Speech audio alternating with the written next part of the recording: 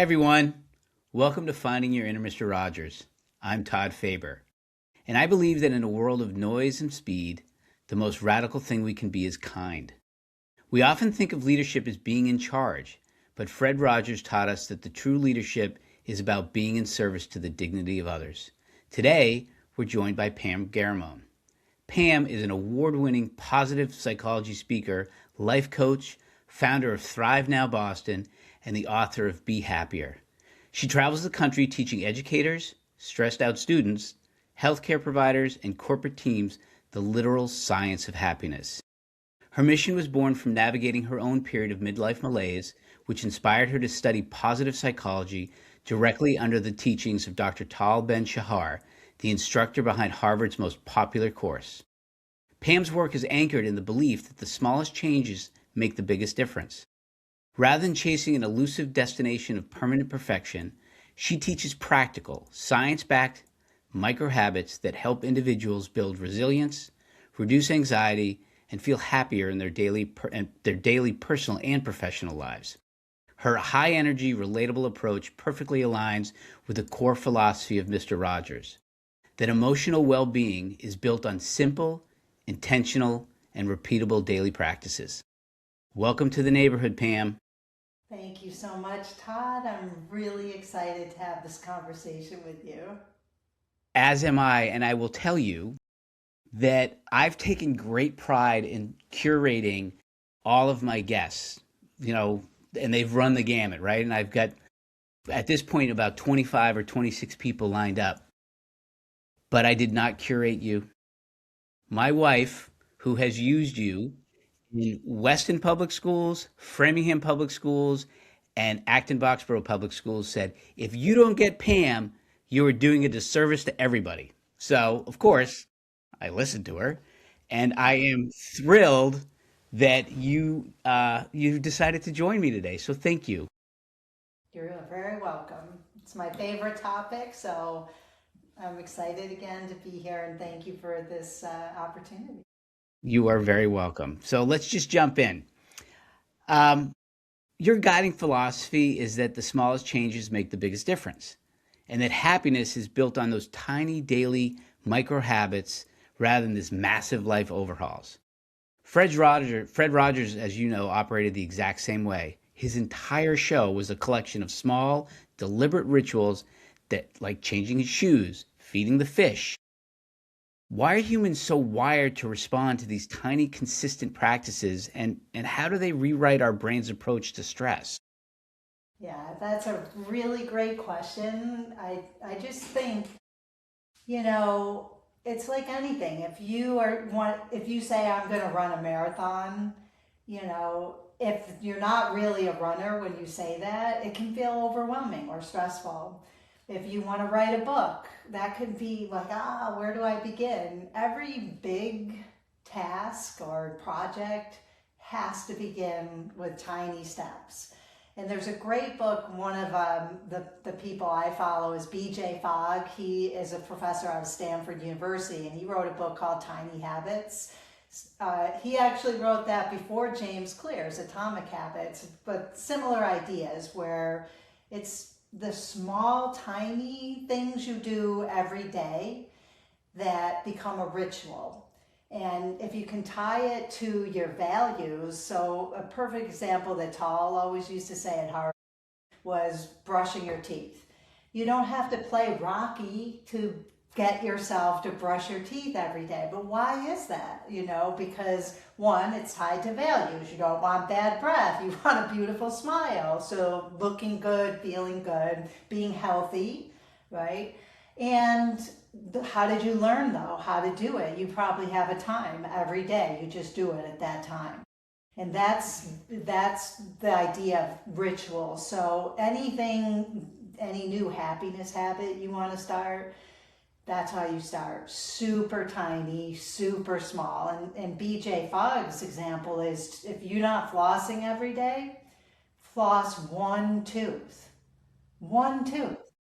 That's what he means by tiny habits. And I love the idea too. In his formula is tie it to something that you always already do. So, for example, you always already brush your teeth. So, his formula would be after I brush my teeth, I will floss one tooth and celebrate. And then the idea is the next day you'll probably do two teeth, then you'll probably do three teeth, or you're already there, so I might as well do the whole mouth. But it's less stress because anyone could floss one tooth. Anyone could walk one, maybe from one tree to the next tree on your block, right? So this idea of 1% improvement or just improving a tiny bit. If you're writing a book, maybe you set the timer for 5 minutes and you just write or sit there for 5 minutes.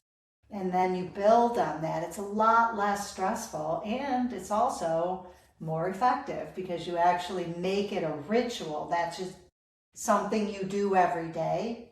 And then what makes it super easy is it just becomes part of your identity, who you are and what you do.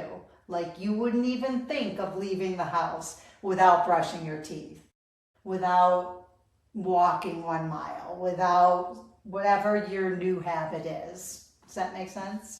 No, it actually makes perfect sense because that when you can tie it to your identity, it helps you kind of remember that process. Though I would argue that if you only make a habit of flossing one tooth, you might only have one tooth left to floss. Touche. Um, it's but no, it really is true. I mean, when you can kind of build those small little things up, because obviously most behavior is behavior. Like personality deficiencies are difficult to change, but behaviors can be altered. But to your point, when something is overwhelming you because you're looking at it from this 10,000 foot overview, it becomes hard because you're like, where do I start? So I love the idea of those small little micro habits of, okay, today I'm just going to do this, Yeah, and and then then when it's tomorrow I'll too do this big, and not that. only it's, yeah, when it's too big, it's not only where do I start, we don't start. That's where procrastination comes in because it's too big. And you just think you gotta do it all and then do nothing. Yeah, well, all of a sudden you're going to look behind you and there's 3 loads of laundry to put away because you had the one and you're like, oh, as opposed to, and it's interesting because Chen kind of practiced that a little bit with our younger daughter. She went to Copenhagen for the semester a year ago, her junior year at school, and she was overwhelmed with going. Um, had the best time, loved it, was a great experience. But for some people, change is rife with anxiety. And so Yeah. what Jen did to help her pack was she would go to her and say, "Okay, Alexa, today I need you just to take your socks out, and we'll take your socks and we'll put them in the suitcase." And it was just sort of this small little gesture every day till all of a sudden, by the end of the week, she was packed. And That's that's so brilliant. Even the way you described that, you described it in such a calm way it because, was not calm. Trust me. well, I okay. was I was not calm because all I was thinking was, I just dropped all this money and you don't even want to go. It was Jen who took the step back and said, "This is how we're going to do it," and she kind of walked it through. But that's the educator in her, right? And I think in part, obviously, the experiences she had with you coming to her schools, showing, hey, it's a process, right? And if we can do that process, so I love that. I Yeah. mean, and it's a sort of it's great because you can have a positive outlook on that process when you're not overwhelmed, and you can maybe enjoy that process when you're not overwhelmed. um, and so it sort of leads to my next question around the idea of practicing positive psychology, right? It doesn't mean putting a fake smile on your face, or stuffing down the pain that you're feeling, but it's about the idea that you have to feel the full range of emotions. Absolutely. And Mr. Rogers championed this when he said, anything that's human is mentionable, and anything that's mentionable can be manageable. So when you think about it in that context, how can we use the science of happiness to handle heavy, anxious, sad days without falling into the trap of toxic positivity where you're just putting a smile on your face that isn't, you know, legitimate or real. Yeah, I mean, I always say positive psychology, the goal is not to be happy all the time. And I always jokingly say, if you were happy all the time, no one would like you because it doesn't feel real. I mean, hard things happen, and hard things happen to everybody all the time. And we feel the full range of emotions, and we need to feel them: sad, angry, maybe jealous, whatever it is. And if you can feel them, they don't last. In the same way that good feelings don't last either. You're Yes. not always optimistic, you're not always happy, you're not always excited. So none of the emotions, if you really think about it, are lasting. And I love the idea of whatever you're feeling, whether it's hard feeling or a good feeling, is to talk about it, to get out all of those feelings. And for hard ones, maybe it's going for a run, maybe it's screaming into a pillow, maybe it's talking, going to therapy, but getting the emotions out is going to feel better than holding it in. I'm not angry, and then we blow up at someone. They're going to come out in unhealthy ways if we don't find healthy ways to get them out. Journaling, as in the research shows, that writing down your hard feelings, sad feelings, whatever it is, during the day is hugely helpful. But whatever way works for you to get out the hard feelings, but also the good feelings. So it's basically talk about the hard things, talk about your good things too. The more we can share what's going on with us, the happier we're going to be. I love that idea, especially because it's important for people to feel as if they have an outlet of some sort, right? Um, but also, I think to your point, when you talk about positive things, when you have positive feelings and you talk about it to other people, that can lift their spirits too, Yeah. right? And it becomes that domino of paying it forward. I mean, the whole purpose of this podcast is to highlight folks like you who are adding some level of positivity to the world, whether it's in a school setting, a corporate environment, doesn't really matter, but that it's out there so that people can see that. Because, it's hard right now, and there's a lot of vitriol and a lot of hatred. And the idea here is to say, hey, yeah, that exists, but so does this, right? And so I love the idea that you're saying, hey, when you're feeling happy, let people know it, like express it. I think that's huge. Yeah, because negativity is contagious. Nobody wants to be in the office where they have one person who's always complaining, and then it's contagious. Other people are like, oh, I know. And happiness is contagious. Positivity is contagious. When you're like, praising somebody, celebrating your wins with other people, that positive energy is also contagious. No, it's true, and I think that's the point when you can share the wealth of that, it gives people who might not be happy at the time hope that, hey, look at what they did. I think I can do the same thing. But when you look at environments that are difficult, right? You talk you obviously, because I know this obviously from Jen's experiences. You spend a lot of time speaking to educators and social workers and healthcare professionals, and those are the people who are on the front lines of other people's difficulties. And Fred Rogers had deep reverence for the caretakers of the world, and but sometimes they run on empty too, and they face burnout. So I guess when you think about it, what's a simple strategy that really works, um, that help these helpers start to refill their cup? All those populations, social workers, healthcare, nurses, teachers, I feel like they're angels on earth. They really are.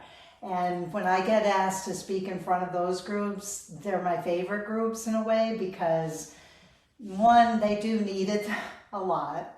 Yes. And it's just so great to bring folks together, have them laughing with each other. Because in that typical day, you might not be good or laughing and dancing together or smiling at each other, or just the things that we do together. They feel oftentimes they'll say relaxed, lighter, more positive. It's just fun. And I think, I think even in the darkest days, I've done a lot of talks at Dana-Farber, and, they see a lot of really difficult things. Even in the darkest day, there's always something good. There's always someone maybe who gives you a hug or smiles at you or is grateful, says thank you. This could be the tiniest thing, but if you look for that, you will find it. And it doesn't mean hard things aren't happening, they are in all of those settings and in every setting. But at the same time something hard is happening, there's always something good if you choose to look in that direction. So the one thing I would say is, yeah, feel those emotions. It's hard, get the hard feelings out by talking or doing what you need to do. And then look for good things in the day too, because whatever we look for is exactly what we see. If we're looking for how sad this day is, how hard this day is, you will find all the reasons and be right. And at the same time, if you're looking for good things, you will find those too. And one of the things Tall says is when we look for the good appreciates. The more we start looking for good things, the more we start to see them. And they're always there. But whatever we look for is what we see. And I think a lot of these happiness habits take less than 5 minutes a day. So I think for all of those people in nursing or teaching or social work, is find what works for you. If you love dancing, put it on your schedule to dance for 5 minutes. Crank up the music when you get home and just take 5 minutes to dance and transition to your family life. Or get your kids together in the kitchen and just to transition from those hard places, music and dancing. Or put on a funny, they're online, there's actually just people laughing. And you can just, watch a video of other people, no jokes, just laughing, and laughter is contagious. And even if you fake laugh, it will become real, especially if you're with other people. So anything, if it's go out in nature for 5 minutes and just walk, close your eyes and take 3 deep breaths. Self-care doesn't have to mean going to Tulum, Mexico on a 2 week yoga retreat. Although that would be nice, but yes. I, yeah, why did I think of that? Oh yeah, that would be nice. But it can be the simplest things throughout the day and they can make a huge difference, especially if you do them every day. So taking time out of each day, again, could be as small as 5 minutes to take care of yourself. So it's the idea of self-care micro habits, right? I Exactly, love yeah. I love that idea, and I think again, to your point, you can always find it. And you can always find that simplest joy that does help you transition away from whatever happened to you in the office or at school or at the hospital. And because, life is stressful and we spend so much of our days in a work environment, and it's not always, unicorns and bunnies and roses and chocolate. Sometimes it is hard. And I think that if people can learn to make that transition, because what happens is if you have consistently bad days at work, when you get home, that behavior, right, or those experiences that you have turn into a behavior that you're then putting out on your family, and your children will mirror that behavior. And then there's the domino effect of what they're going to do at school the next day. And so the idea that you have to transition if you've had those difficult days is wonderful. I love that. Yeah. Um, Yeah, I, and I I I wish I had that when the girls were little, because I'm sure there were days I came home and I was like, "Arr," and they'd be um, like one of them would say, "Go near daddy." yeah. I love that. That for some reason reminds me of, remember the show Wait Till Your Daddy Gets Home? Wait Till Your Father Gets Home? You'll have to look it up. I'll have to look it up. It was a great song too. But I mean, I was called to do a talk for nurses, and they were saying, how do we transition from the workplace to home? And I didn't really know, so I called up some nurse friends and I said, "What do you do?" Because yeah, it's super stressful and it's a hard job. And she said, "What I do and what other people have suggested is the minute she got home, she would take a shower." In like 5 minutes, right? Just go in the shower. It's like the whole idea, wash the day away, put on different clothes, and now I'm a parent. Now I'm a partner. Now I'm in this setting. So it's just a physical, simple way, really, to make that transition from your work person to your home person, right? I thought that was really great. Another nurse said she stays and sit when she pulls in the driveway of her home, she'll sit in the driveway for just 5 minutes, or she'll get out and walk around the block for 5 minutes and then enter the home. And I And think anything you can do to sort of separate yourself from that day to who you are and need to be for your family. no, like I said, I think it's a wonderful way to transition so you don't necessarily carry the burdens of your professional life into your family life because you're able to, have that transition. It's like, what is there's that Apple TV show, Severance. I think Hmm. there's is it where they don't even know like that their work and their professional life is, I mean, and personal lives are completely separate because the work people, when they're at work, they don't even know that they've got this other life at home. It's a bizarre show, but it's, I'm now thinking about the show. It's probably born out of a concept of trying to figure out ways to make that separation so you don't take it home with you, so that you can have a life away from work, with your family that is focused on your family and not thinking about work because it's hard not to. So, Absolutely. um, And if it is something that's on your mind that you can't let go of, is there something you could do in 5 minutes that would help you release that? Maybe it's making a list. Okay, tomorrow when I get in, these are the top three things I need to do, and then let it go. yeah, That was it's it, another suggestion one of the that's a nurses. great suggestion. It's the same as it's almost like journaling your bad thoughts, right? When you put them Yeah. down on paper, they're no longer, you don't own them completely, right? And you're able to separate yourself from that. So, I think it's great, and I probably should start trying to do that. Whatever works. Yes. Whatever works. Um, It's trying things and seeing what works.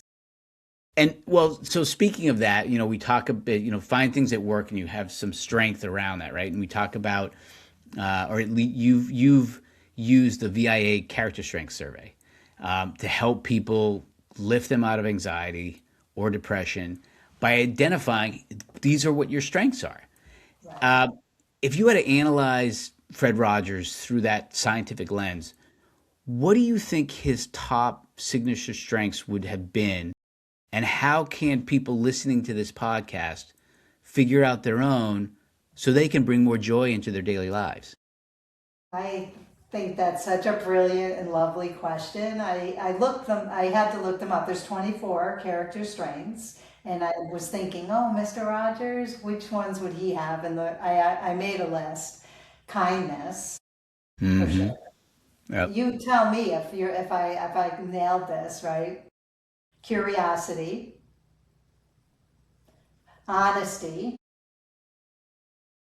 humility.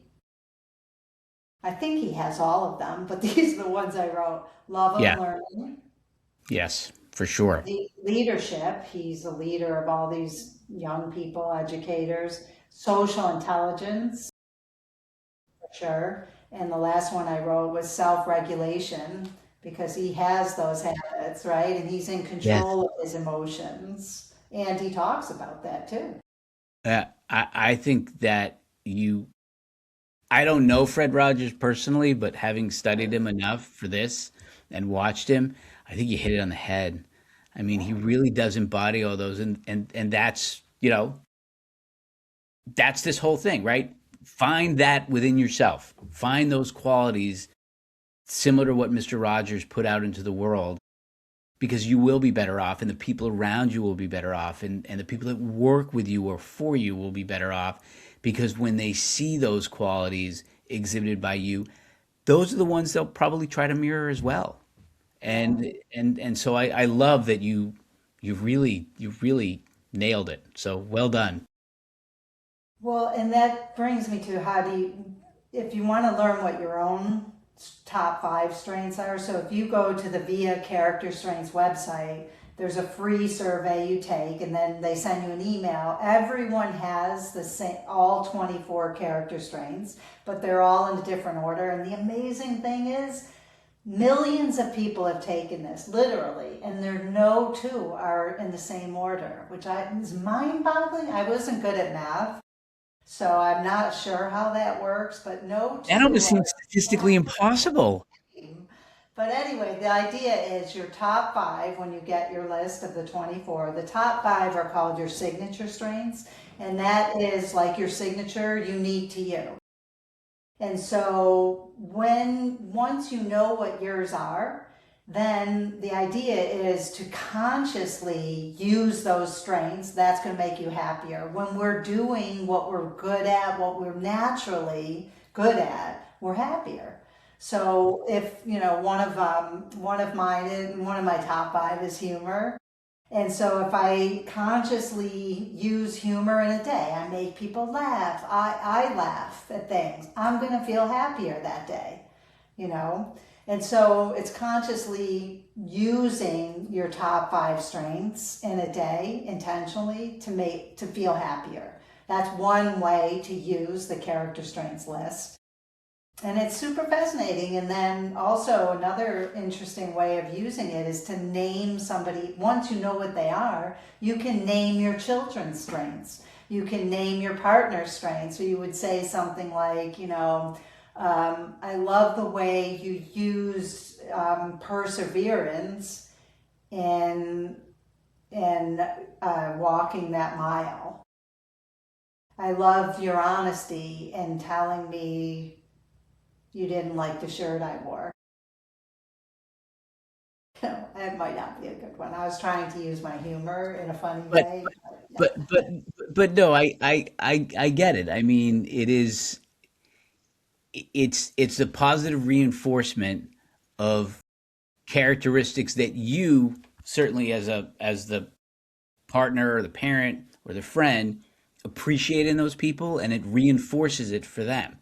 And you talk about the humor piece of it. The reinforcement is when people who like to make other people laugh love to make other people laugh. And when they laugh, it brings you real joy. Like, because I feel the same way. Like if I love when Jen laughs at something, and sometimes she'll be like, I can't believe I'm laughing at this, but I am.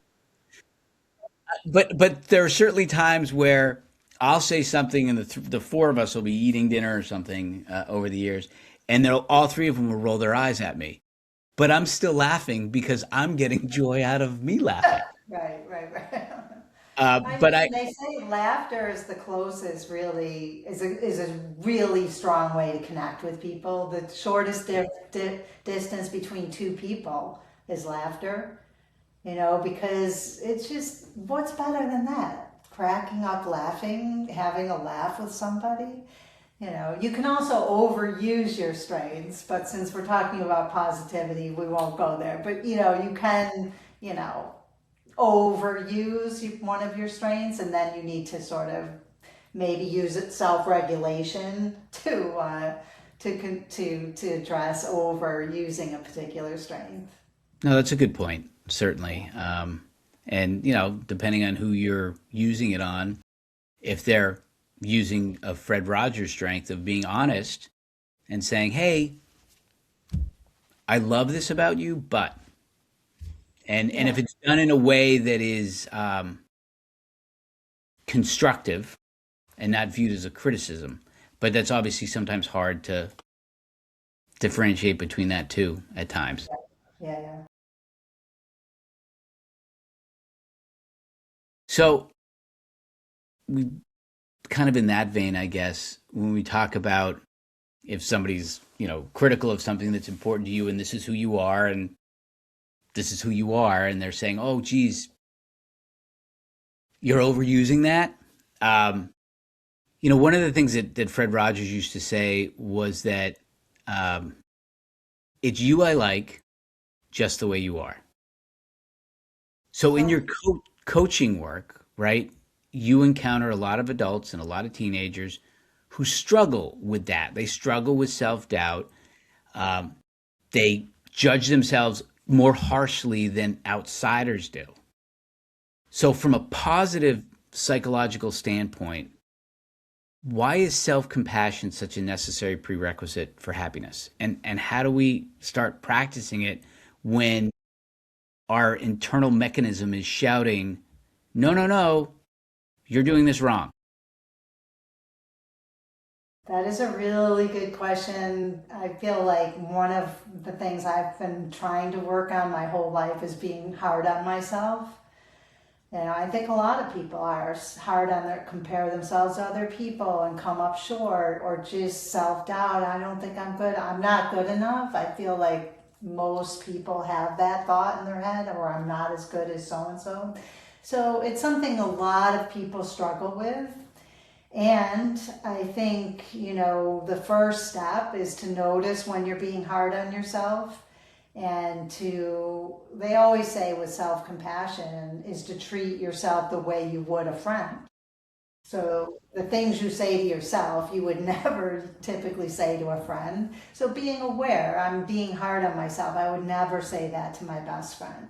So what could I say differently that would be more helpful? But these kinds of things are hard. They take effort, practice, hard work, discipline to override the inherent, innate negative thoughts. So the first step is to become aware. Oh, I'm being hard on myself. I'm doubting myself. And then see if you can flip it. I love the practice of I am. That was one of the things that completely changed my happiness level by saying more often and a lot. I am, whatever I want to be more of is what follows your I am. So Hmm. I am capable. I am disciplined. I am smart. Whatever I want to be more of, I am brave, you know. And then your brain, just the same way that saying negative things, your brain will make that true.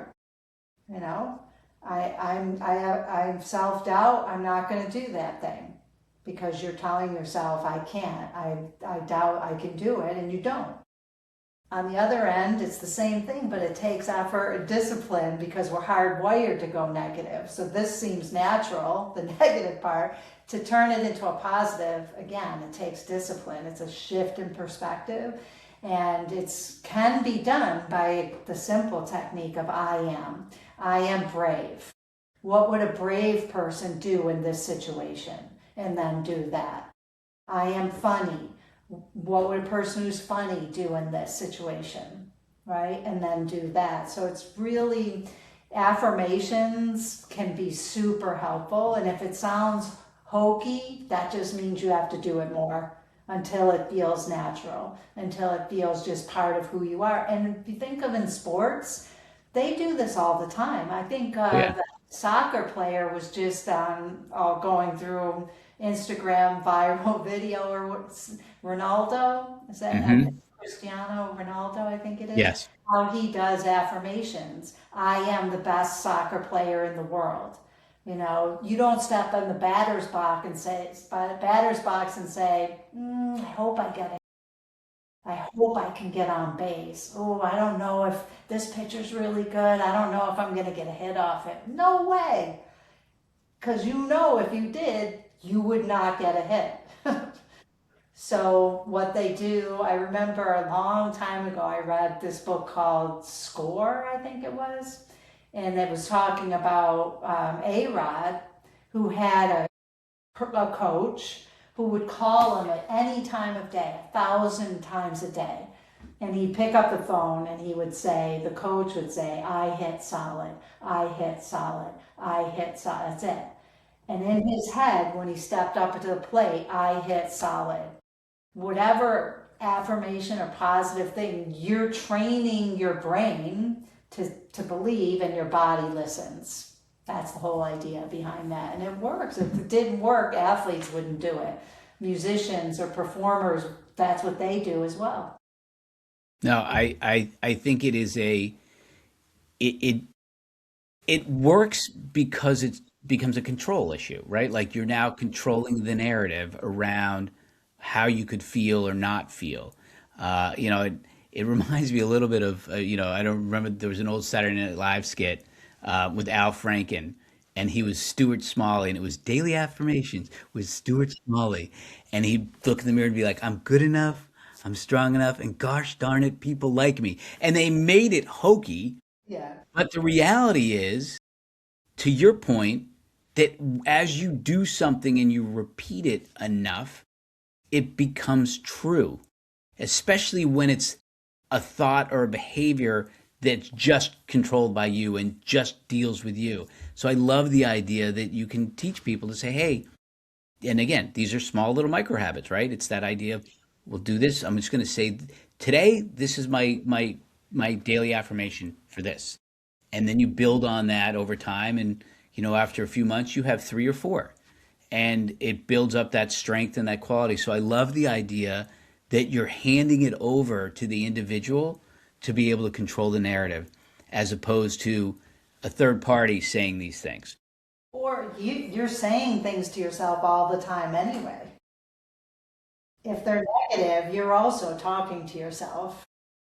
And that's, again, we're hardwired to go negative. So most people are not kind to themselves. They're not saying positive things to themselves or good things about themselves. We're much better at saying nice things, kind things, positive things to other people, our spouse, our kids, our friends, our co-workers. But then when we say it for ourselves, it feels, But again, we're always talking to ourselves. And if it's negative, then you It's have to negative. force yourself. Yeah. Yeah, it is negative, and you have to force yourself to change that to the positive. Well, and the idea that you've suggested people visualizing, would you say what you're saying to yourself to your friend, right? And then it becomes the question of they are important, but so are you, right? And so the idea, and so when you're in a work environment, a leader would obviously recognize that as well in terms of how they put themselves out to their employees, the things that they say to them that need to be positive too, because if you are already having these sort of negative thoughts yourself, and your boss, coworker, leader, whatever, comes to you and says something that almost reinforces it, even if it's unintentional, you're done. That's where the your nervous system shuts down, and the stress takes over, and you're out of there. Like it's the fight or flight. Absolutely. And so the idea of taking it that extra step further from a leader perspective to say, hey, would you say what you're about to say to the employee to a friend? Right. So I mean, I feel like leaders, the one thing, if you want a loyal employee, if you want a happier employee, if you want someone who loves coming into work, if you want someone who's productive and helping other people at work, you're getting that person by praise, by catching them doing good, by appreciating them, by seeing them, by valuing them. I feel like you would do anything for that boss, that leader who values you. yes, The one who's only criticizing you, or you only get called in when you did something wrong, you'll do your work, but you'll resent it. You'll do just the bare minimum, I feel like, and then you're out of there. But if you have a lead, and it's the simple thing, it's not good job, Bob, either, that feels good. It's really being specific in your praise and saying something they did and how it helped make the team work better. I really appreciate you getting that report in on time and the detail and the time and effort you put into it, because that allowed me to get my piece done on time. Thank you. No, It was I completely different from good job, Bob. Thanks. like a pat on the back. Yeah, I agree with you because I do feel like when you can provide real specific finite praise, it's relatable Yeah. versus, the offhanded walking by, slapping them on the butt with a thumbs Well, up. not in the workplace. Well, in the Not basketball court not or in the not in football. today's right. Good point. Not in today's workplace. Yes. We'll Well, strike only if that. it's an athletic workplace, a professional sports workplace. Then you can pat each other on the ass. True. And even then maybe not. Who knows? Um, well, we talk about people that are supportive, right? And that we need that. We don't live on an island. We try to create our own positivity, which is hugely important because without that, nothing else matters. But having that support system and somebody that lifted you up, that kind of helped either put you on the path or keep you on the path that you felt like you were going to. And so, Fred Rogers always talked about that, and he always believed that every person had someone who believed in them. And you've mentioned finding this path felt like coming full circle to your actual true destiny. Was there a particular catalyst or person in your own life who kind of looked at you and helped you realize that your purpose was to go to schools and go to the hospitals and go to corporations and come on my podcast and bring light and joy to the rest of us? Well, I think I'm a teacher at heart.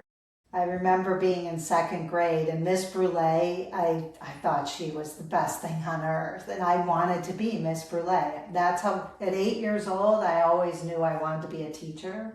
And I often wonder if all kids know at a young age what they want to be. I mean, do we come with that inclination to teach or to be an engineer or to be whatever, and then we get talked out of it? I don't know, but my parents were always support anything I wanted to do. They supported me. So first I would say my parents always supported me in playing sports, and when I wanted to go into school for teaching, absolutely. A friend of mine, when her parents were teachers and they said, no, don't be a teacher, so she didn't. And then she became other things, and guess what? Then she Now went she's a back to teacher. teaching, right? So I feel like I would say my parents, but the reason I stopped teaching, I got into positive psychology, was like many of the experts, Tal Ben-Shahar, Arthur Brooks, Sean Acor, Laurie Santos at Yale, all of these positive psychology experts and gurus who have New York Times bestselling books have either depression or were unhappy, and they're honest about that. I'm not revealing a confidence.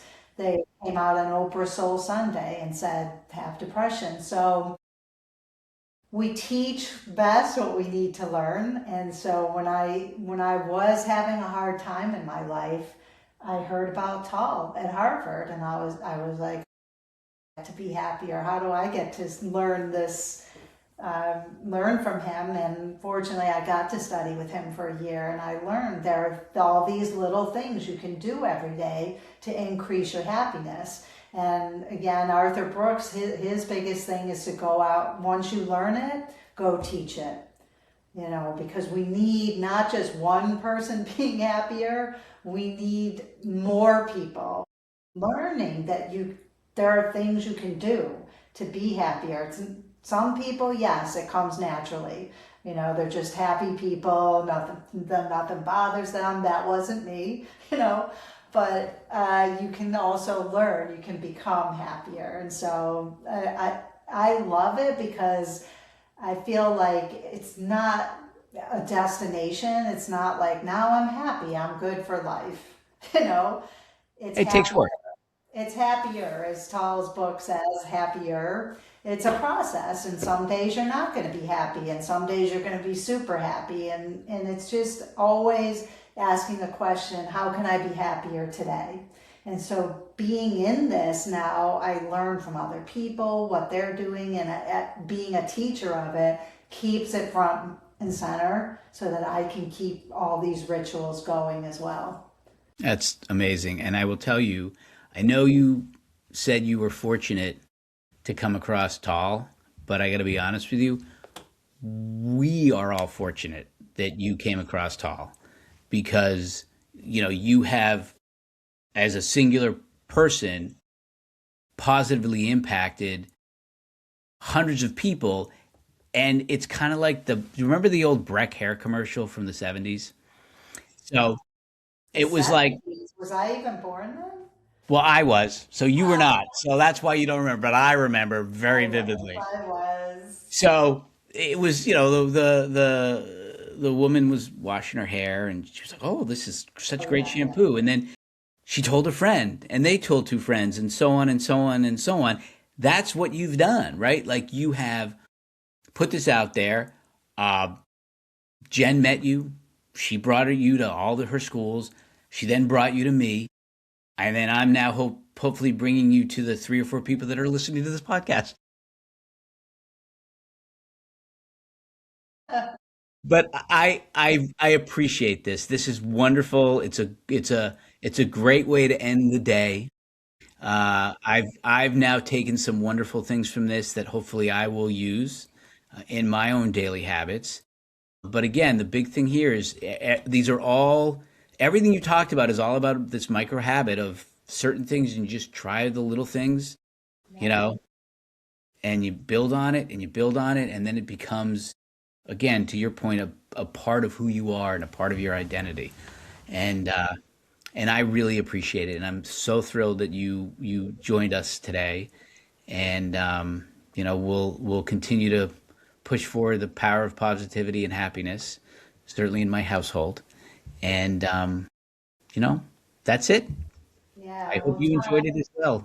you are such a delight. I love everything about you. I think Jen made really the best choice she possibly could have made in selecting you as her partner. And that's another piece of happiness. Who you choose Yes, makes a huge difference in the life you're going to live. So I feel like you both made an incredible choice. we're And very lucky. yeah, well, yeah, there's always a little bit of luck, and effort. Yes. And yeah, thank you for having these conversations with people. And you reintroduced me to Mr. Rogers. I had to go back and look at things and really how simple his message is, and also how relevant it still is today. Just be kind. I mean, kindness. It's Yes. wonderful. So Well, thank it's you. like it's like, you know, this little poster behind me. There are three ways to ultimate success. The first way is to be kind. The second way is to be kind. And the third Kind. way is to be kind. So, Yeah. on that note, Yay. thank you. And Thank you you. have a great rest of your day. Thank you, Todd. You too.